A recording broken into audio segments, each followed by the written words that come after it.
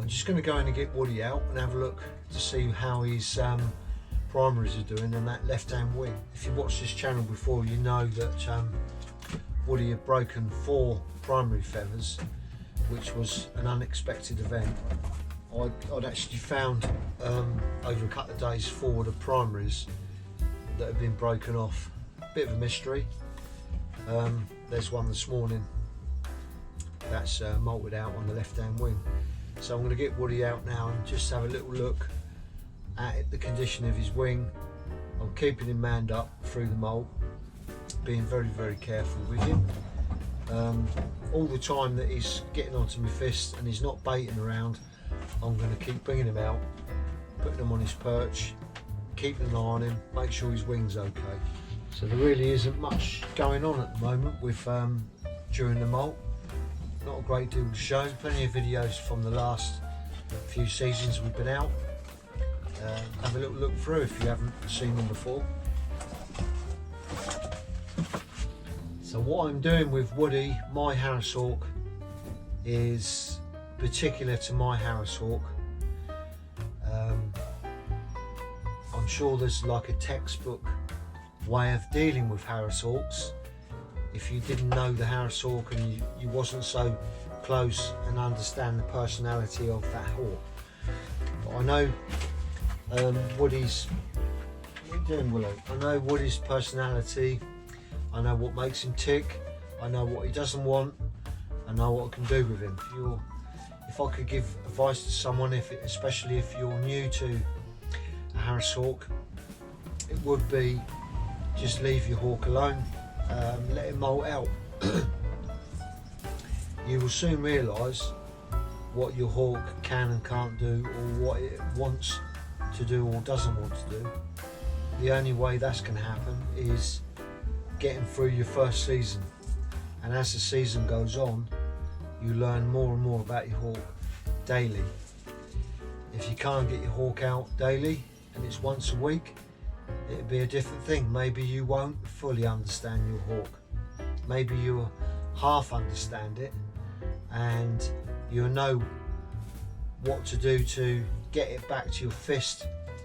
But there comes a time, if you're doing it daily, which I do, I fly that hawk daily, I know exactly how my hawk ticks and what it will do. I can trust it wherever I go. If I'm doing what I'm doing and it's working. How would they have done this years ago when you had hunting falconry and you had your birds? They would have hunted them birds right through the molt because they needed food. So they'd have had their weight down, they would have molted out slightly differently, maybe less feathers, not a whole molt completely. So with falconry, there's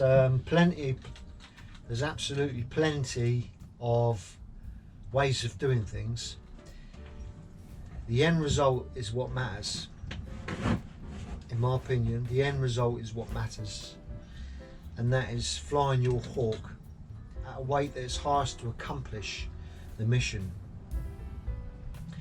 The hawk should be fit, flown regularly, and the more manning, the more flying, the more daily work you do with the hawk, the higher that weight can be, the fitter that hawk is. So if you haven't got time to give 100% to the hawk, don't get one. Wait until you've retired, semi-retired, or you know you can commit to the hawk. It's not worth getting a Harris hawk and then deciding after a few weeks you can't give it what it needs. No one wants a hawk passed on to someone. No one wants to receive a hawk that someone else has maybe introduced some bad habits. Think of all these things before you get a Harris hawk. Yes, they are a great hawk, versatile, underestimated. You can fly them off the fist, you can fly them through woods following on, you can fly them off the fist in open fields, on flushes. You can fly them. You can fly your hawk from the soaring on, which mine does all three of those. Basically, they're so universal. If you get them fit, really fit, flying well, flying daily, or as much as you can, a Harris Hawk's potential is amazing. You might see some Harris Hawks flying half-heartedly, but if you get that hawk entered, which is on prey, on game or rabbit or whatever it wants, and that hawk knows it's going to catch its own food, and that's what it needs. They're absolute little Ferraris. You could see some Harris Hawks may be half-hearted, and they may be half-hearted if you fly them once a week or twice a week, and then you're taking that rabbit off them, and then you're putting them on another rabbit, then you're taking that off, and they just start to realise, oh, this guy's just keeps taking all my food. Whereas Woody, even though we're out daily, whatever he catches, I give him a good feed on that, or even some chicks when I trade him off. But he's got a full crop. He's not going to fly again. He catches, he eats, and he comes home. And I think that's what makes a good, successful hunter. So there's nothing better, far better than catching food or catching something for the hawk. Yes, he does need to eat. Yes, you do need to catch everything you need to supply the hawk through the molt. But there is nothing better than seeing the hawk that you've trained on a good flight. Now, Harris Hawk flights are not always spectacular. They can be a bit fluttery, especially if they mug in a wood. But now and again you'll see an open chase, and you'll see your hawk cutting through the wood, round trees, and when they're fit, it's quite an amazing thing. Or you might be flying them from the soar, and you'll flush a rabbit out, and you'll see that hawk stoop down, just like a peregrine might, but in a slower form, and try and take a rabbit out the field. Or you might be in a field, and if you're using dogs or beating stick, you might see a rabbit come out of a bush, and then you'll see a nice pursuit. But there's nothing better than watching the flight of your Harris Hawk on the game. It's not about the catch. When the catch gets away, that's, in my opinion, that's what I actually like to see. The prey get away, but the hawk having a good old flight. But as I say, you know, they do need to eat meat, they don't eat vegetables. So yeah, just on me going out, having one kill, as they say, he's got all his food he needs for the molt. He's got pheasant, he's got rabbit, he's got woodcock, and he does catch the odd pigeon, which are more difficult, but he's quite a successful all-round Harris Hawk. Well, not much to report this week. A little windy in the garden, so I'm just going to have a little look, see what we're doing feather wise. As you know, we lost one deck. If you've been watching the channel, you can see if that's coming through. And also we had a few broken primaries on one wing, altogether 4. Wasn't sure if it was wingtip edema, just a little catch up. So I'm just giving Woody a little bit of rabbit bone, so I'll get them wings out and see what we can see. So first I'm just having a look to see if any sign of the new deck coming down.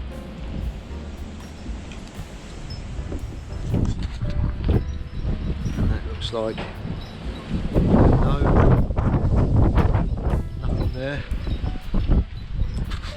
And the wing where we lost the broken primaries, 4 of them.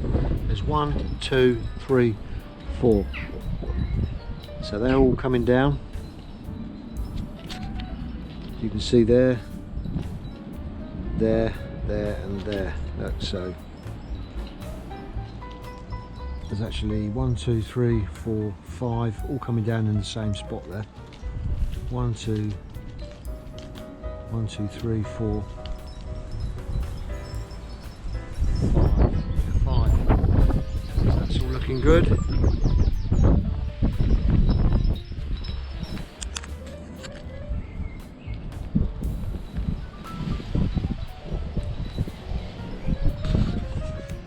So we had another primary come out this morning from the left wing, but this has got a nice tip on it, so that's molted just as it should do. But the 4 broken ones that was all in the same area, they've all come down at once. Nothing out the right wing yet.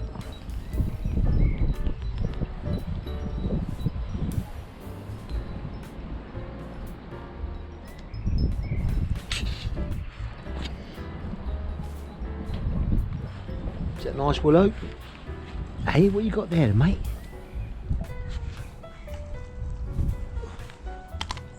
Nice bit of bone.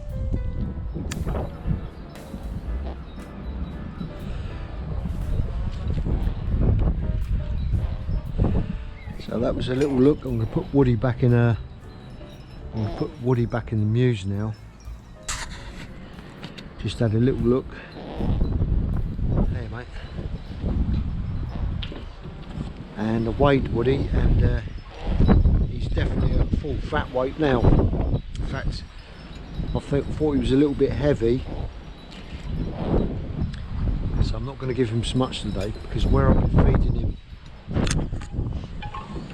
So if you think about it, you could keep feeding the hawk rich food every day and basically make him a bit obese. But if you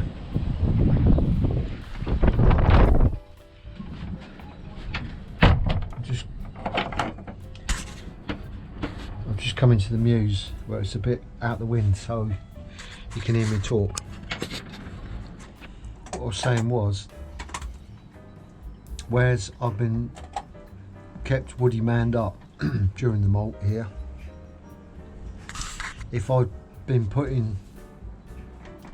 hadn't have kept him manned up and just put food in through the chute, then possibly Woody would eat what he needs and then won't eat any more. But I think because of what I'm doing here daily, giving him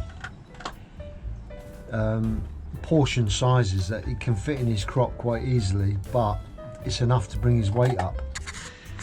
His weight is creeping up more than it might do naturally. So I'm giving him a little less. I'm going to just bring him down a little bit because he feels extremely heavy, and I think he's going above his natural fat weight now, if that makes sense.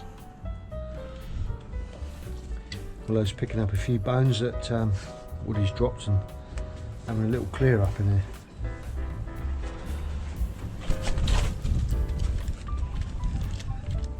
Just take your muse jesses out, matey.